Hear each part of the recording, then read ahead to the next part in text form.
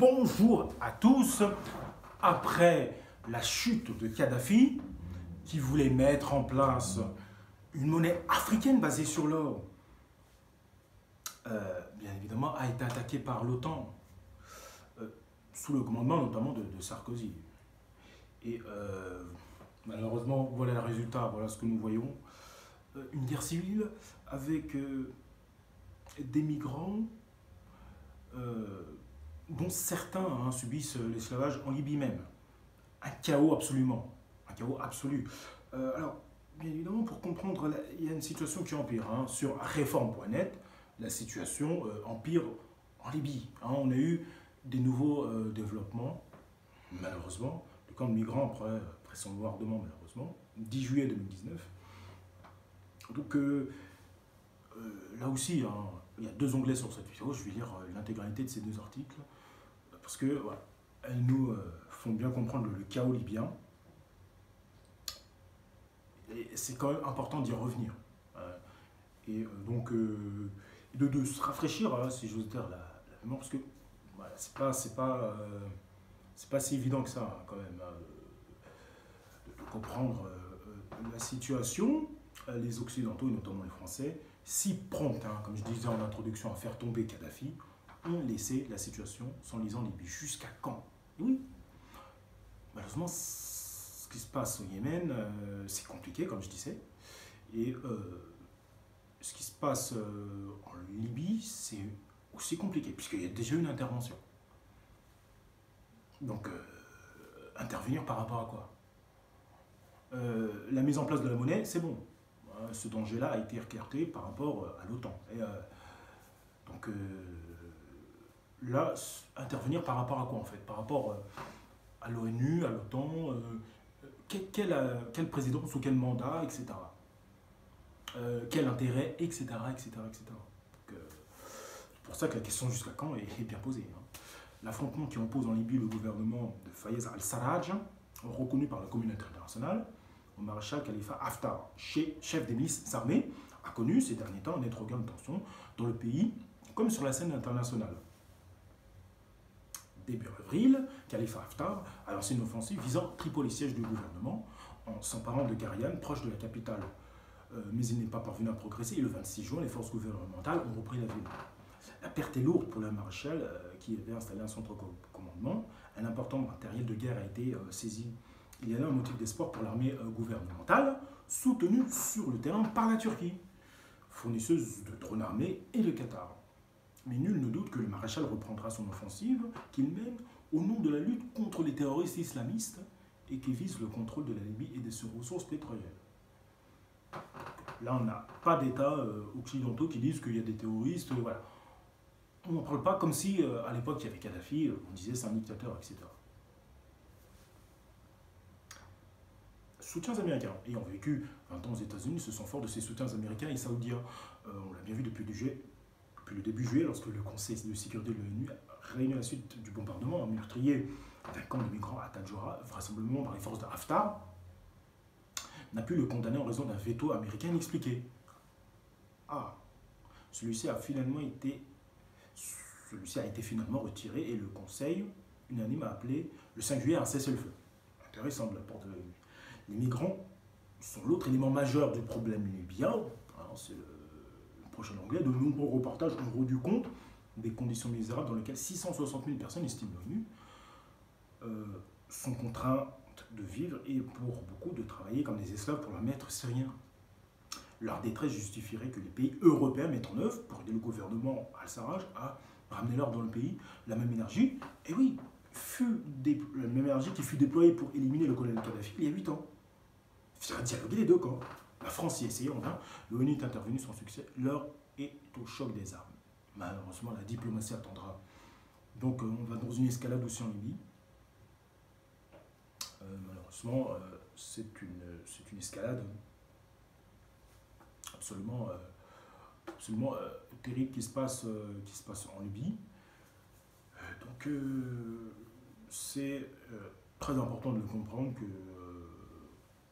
voilà, là, la parole est aux armes. Là, malheureusement, ça va être compliqué ce qui se passe en Libye. Le problème, c'est que voilà, sont fournis en armes. Tout le monde est... Les guerres continuent malheureusement parce qu'il y a des armes qui sont fournies. Tant que le commerce d'armes ne s'arrête pas, malheureusement, ce type de séquence continuera. C'est terrible notamment pour les migrants. Comme nous le montre l'article de Nouvel Obs,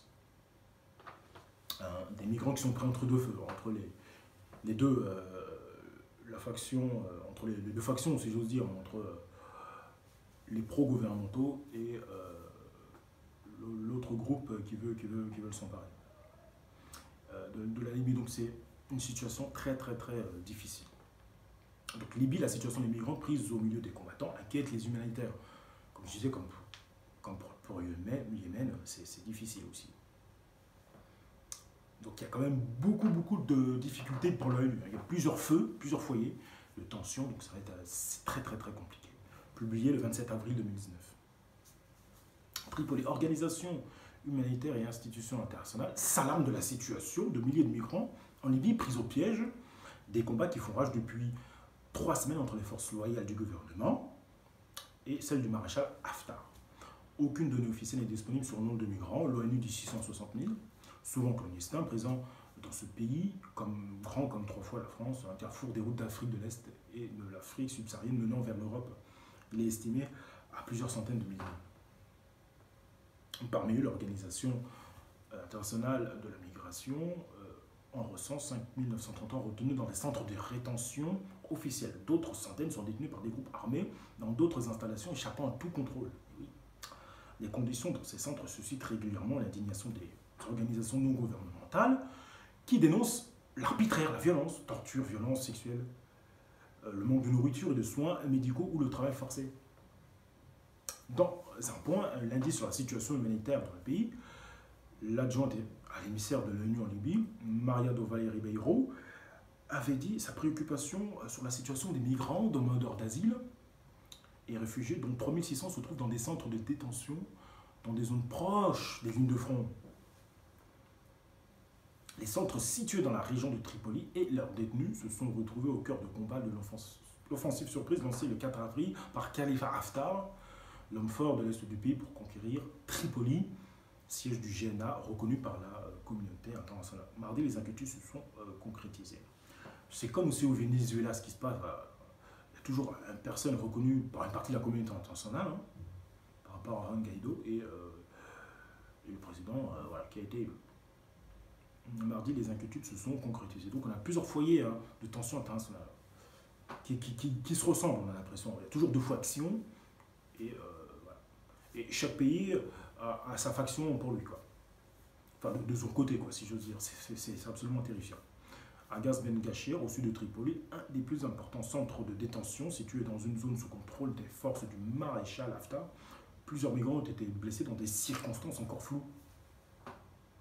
L'Organisation internationale des migrations a affirmé mardi soir que des migrants sans défense auraient été la cible de tirs aveugles et que plusieurs d'entre eux ont été sérieusement blessés. Bouclier humain. Bon. Mercredi, la chaire, au commissariat aux réfugiés, a annoncé l'évacuation de 325 personnes de ce centre au lendemain de cas de violence armée contre des détenus qui protestaient contre leurs conditions de détention. Il n'y a eu aucune blessure par balle, a affirmé l'organisme. 12 réfugiés ont subi des attaques physiques qui ont nécessité un traitement à l'hôpital. Mais vendredi, Médecins sans frontières a diffusé une vidéo montrant des migrants blessés par balle. Une analyse des preuves photographiques et vidéos par des médecins de MSF montre que les blessures visibles correspondent à des blessures par balle, affirme l'ONG dans un communiqué. Ces observations sont appuyées par de nombreux témoignages de migrants et réfugiés, témoins de ces événements qui ont rapporté avoir été attaqués de manière brutale et indiscriminée avec des armes à feu, ajoute-t-elle. L'identité des assaillants est toujours inconnue. Amnesty International a demandé l'enquête sur cette attaque. L'intégralité des migrants restants, soit 650 personnes, a été évacuée jeudi soir vers Zawiya, à l'ouest de Tripoli, a annoncé la chaire. D'autres cadavres ont été recensés par des ONG. Human Rights Watch affirme avoir recueilli les témoignages de 2 détenus d'un centre de détention à Tajoura, banlieue est de Tripoli, disant que des hommes armés les ont forcés à réparer des véhicules militaires, charger, décharger, nettoyer des armes.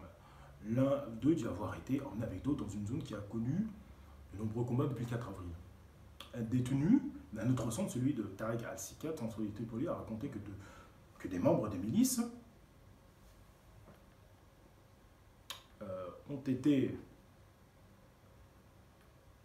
Alors, où est-ce que j'en étais? Ont stocké des armes et des munitions, dont des lance-roquettes, grenades à main, et des balles à proximité de là où des migrants sont logés et ont obligé les détenus à les aider, à les déplacer, affirme Human Rights Watch.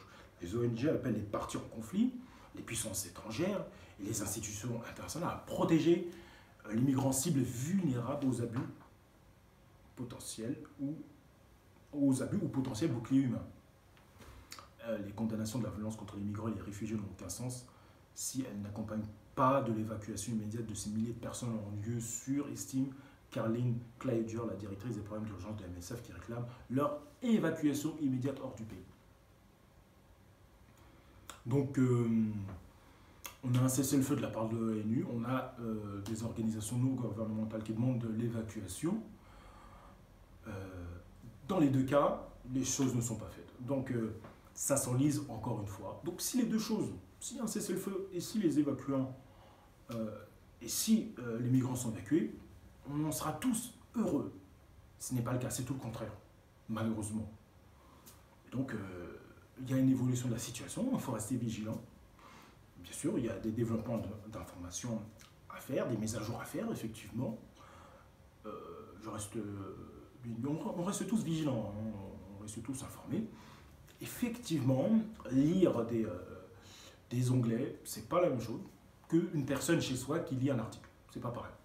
Parce que diffuser une information sur Internet, c'est tout autre chose. Tout autre chose, bien sûr. Même si je lis des onglets que tout le monde peut lire, ce n'est pas la même chose, bien évidemment.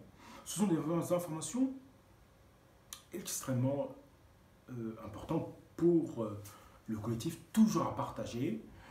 Merci à vous, toujours, pour vos commentaires très intéressants, très importants pour ma chaîne. C'est une séquence géopolitique, voilà.